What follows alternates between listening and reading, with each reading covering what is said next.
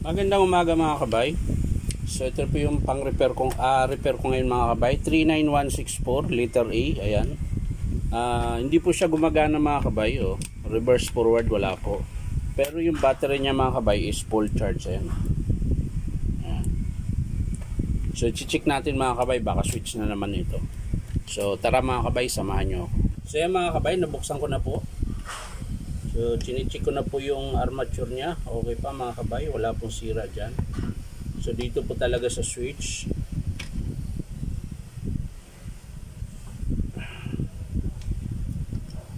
Tigas ah. Tigas.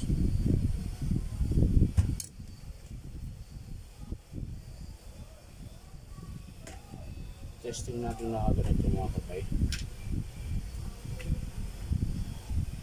So wala po talaga mga kabay.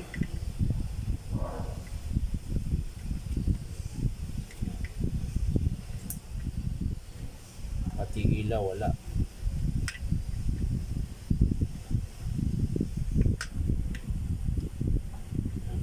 So sira po talaga ito mga kabay. Dito naman sa transmission mga kabay, wala naman pong problema. Okay po. Ang may problema lang po yung selector niya po. Ayan. Basag po. Ayan. Basag yung selector niya. Ayan. So ang papalitan dito mga kabay, itong selector na to tsaka yung switch. Ayan. Nga lang buo po ito mga kabay, kasama na po yung motor. Ayan. So madali lang po magkabit dito mga kabay. Ayan, kasi buo na po, sasalpak nyo na lang. Ayan. Pag nasira naman yung drum seat mga kabay, isang seat po yan. Kasama din po yung chuck. Ayan.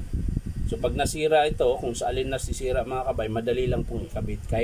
Kahit kayo mga kabay, kaya nyo po ikabit ito. Ayan. So yan lang po mga kabay. Hindi ko na po ipapakita kung paano buuin. Bali ang estimate ko po ay switch. Ayan. Buo po yung transmission, yung chuck buo.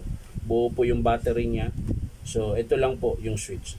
So yan lang po mga kabay. Maraming salamat. Bye bye.